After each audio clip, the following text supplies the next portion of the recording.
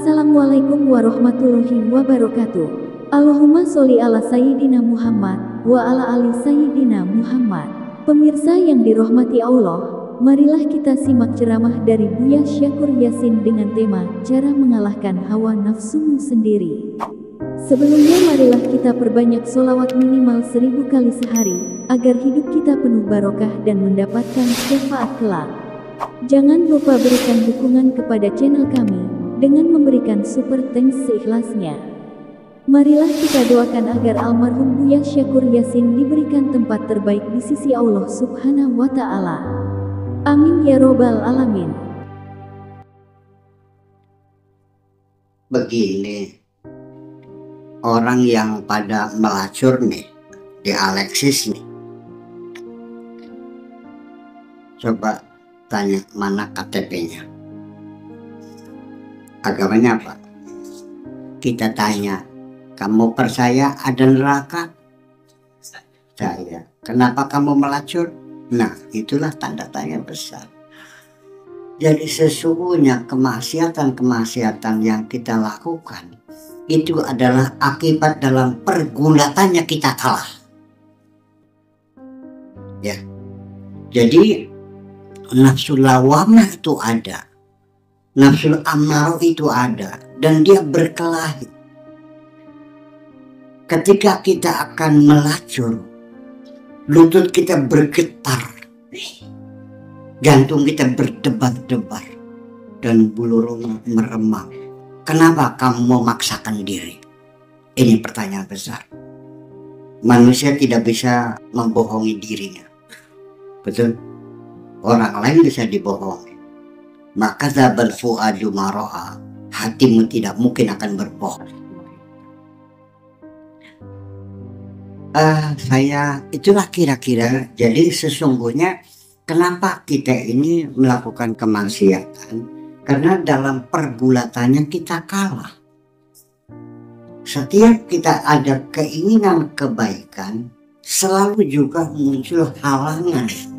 Setiap kita akan berbuat kejahatan juga ada muncul halangannya. Kedua-duanya sama seimbang. Saya mau bercerita. Ketika ada orang datang minta tolong kepada saya bahwa dia perlu beli obat, uangnya nggak ada. Saya pun dia pinjam sebetulnya. Cuman hati saya masa orang sakit dipinjemin, ya kan gitu. Saya kasih aja. Di tengah saya menghitung uang itu bisikan setan itu ada. Kamu lupa, orang itu dulu kan pernah jadi orang kaya dan kamu dihina ketika kamu bisa. Ini setan mengungkit dendam langit supaya jangan membantu orang, betul? Malaikat pun datang, pakai Syakur, jangan dengerin setan. Innahu lakum aduwwum mubin wala tattabi'u khutuwatis setan. Jangan ikuti langkah setan. Malah sekarang adalah kesempatan kamu menjadi orang hebat. Kamu sanggup menolong orang yang dulu menjahati kamu. Tegar lagi hati. Bayangkan dalam pertempuran. Sampai uang dihitung 5 juta kok banyak banget. Berbicara tanpa suara, tanpa huruf, tapi saya mendengar 5 juta kan 1 ton. Betul aja apa ya? 1 ton banyak banget kan. Nyumbang nggak mesti seluruhnya dong, separuhnya aja sih. 2,5 juta 2 juta cukup kok. Dia juga berterima kasih. Jangan dengarkan setan berbisik. Alladzi yuwaswisu fi sudurin nasi minal jinnati wan nas. Oke.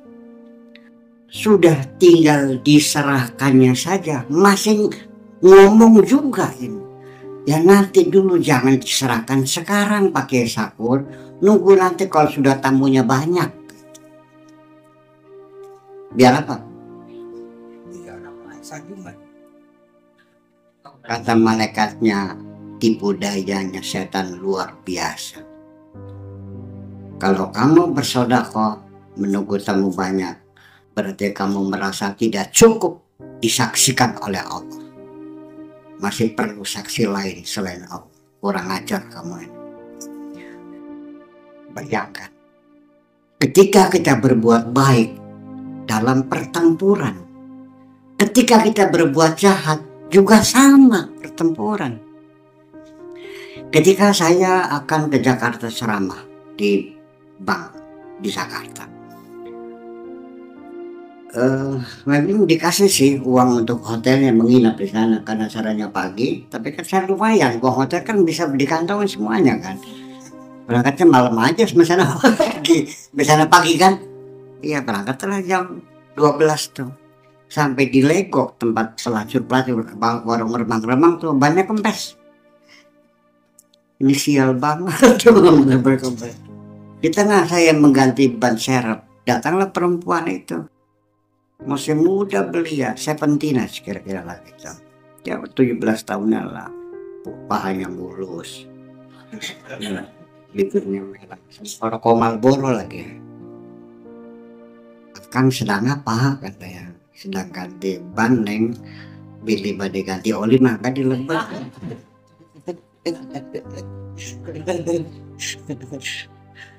Apa yang terjadi? Jangan itulah, datang lagi malaikat yang membantu saya. Jangan dengarkan, kamu kan kiai, mau bikin murtad orang banyak. Jangan mengecewakan umatmu. Kata setannya, ya ini kan malam, gak ada yang tahu. Bertengkar sampai akhirnya malaikat ultimatum, sekali kamu mencoba kena penyakit AIDS kamu. Sekarang penyakit AIDS sedang merebak di Indramayu. Kata setannya apa? Ya pakai kondom aja. Kata malaikatnya, ya didobel aja. Bayangkan, berbuat jahat pertempuran dulu, iya kan? Berbuat baik juga pertempuran dulu. Maka selalulah minta bimbingan dari Allah supaya kita tetap kokoh dan tegar selamanya. Ya, jadi pesan saya gini aja lah, kalau memang bapak-bapak, ibu-ibu pengen benar, ya kan, pengen kenal Allah, ya Pak Jamal ya, maka ketika Allah hendak memperkenalkan kepada kita, maka Allah akan memberikan kesempatan kepada kita bisa berkenalan dengan orang yang sudah kenal dengan Allah. Nanti dia akan membimbing kamu. Di mana orangnya? Carilah sendiri, saya tidak tahu di mana orangnya. Ya, ada nggak? Ada. Di mana? Nggak tahu. Carilah sendiri seketemunya. Nasib-nasibannya itu Pak. Sebab belum tentu. Kalau Allah belum berkehendak, sekalipun kita ketemu, nggak bakal percaya kamu. Mana mungkin, masa orang kenal Allah begitu macamnya. Iya kan? Nah, saya ingin tutup tausiah ini. Ada seorang lelaki yang ingin belajar benar. Kalau berzikir sampai siang Pak, dari larut malam nih 1:30 tuh, gila loh, sampai jam 9, jam 10. Kata istrinya, ya Allah, masa suamiku gada-geda gitu, gimana lagi? Mengapa? Saya kan perlu makan. Tetangga sebelah barat jam 2 malam sudah berangkat ke sawah, ya mencari air.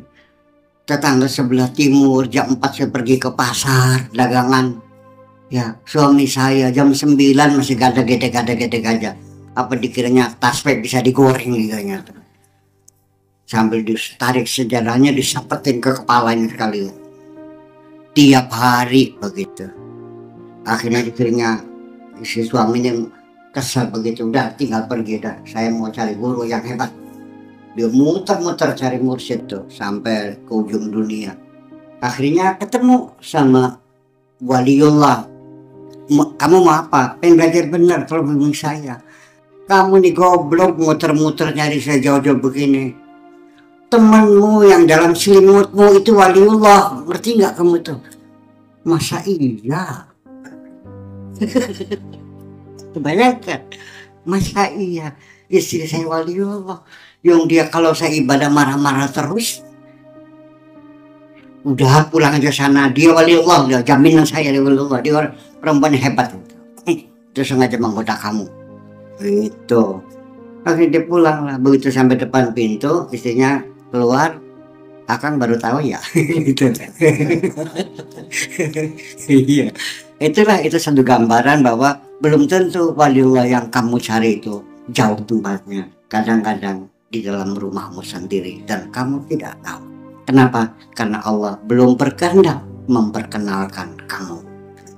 Jadi mintalah kepada Allah supaya Allah bisa berkenan kita, bisa berkenalan dengan orang yang sudah kenal dengan Allah. Gimana? Cari sendiri. Ya gitu. Insya Allah ketemu. Amin.